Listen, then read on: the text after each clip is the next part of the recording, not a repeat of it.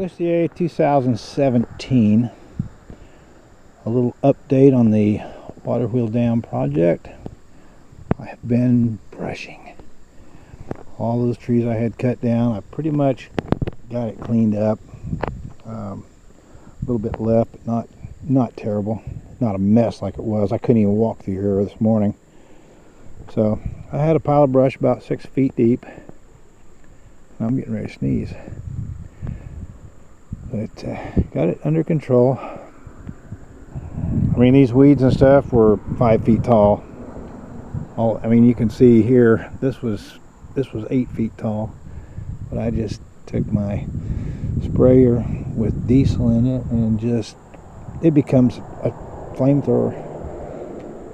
You can just make the flames do whatever you want to. So this will all die out pretty quick in the next few days. I've got a little bit of stuff there to cut up. I'll have to get some wading shoes on to do that. But this gives you a lot better view. The dam will actually cut back in here where this fire is. That way I don't have to make this wing so long.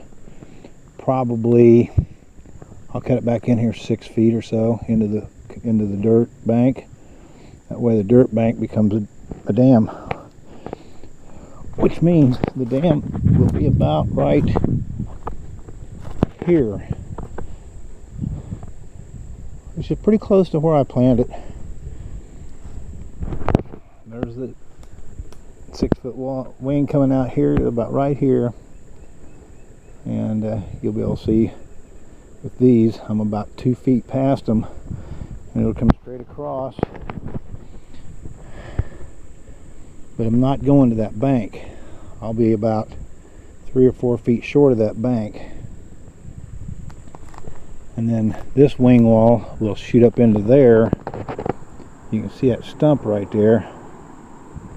Maybe, yeah, you can see that stump. It's kind of white. I'm going to be left of it about 3 feet, it looks like. And that wing wall there is going to be about 10 feet long. This one, the dam will actually end up being about 12. And then you can see back in there the water flowing.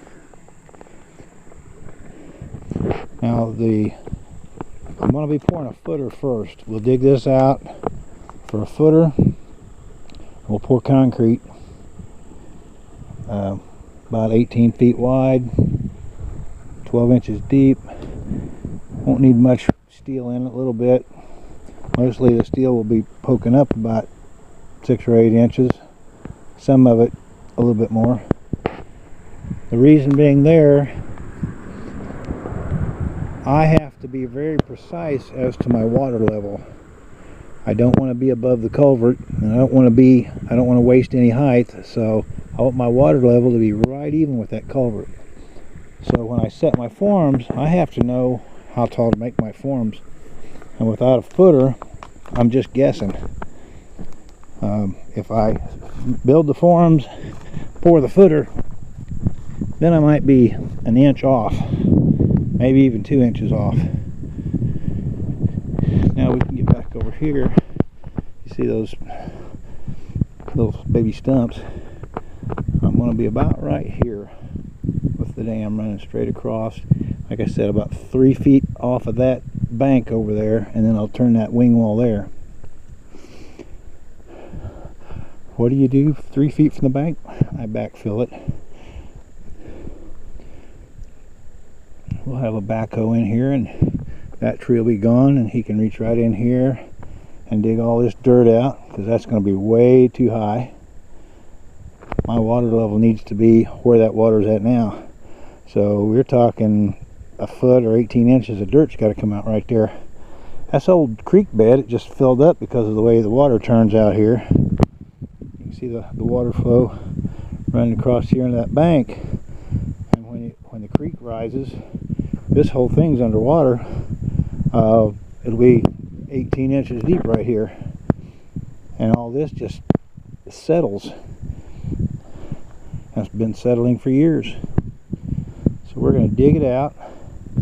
Some of it Some of this will come right back in here to fill along this bank. I'm going to come out about 18 inches here, and then I'll put some riprap in here to hold this in.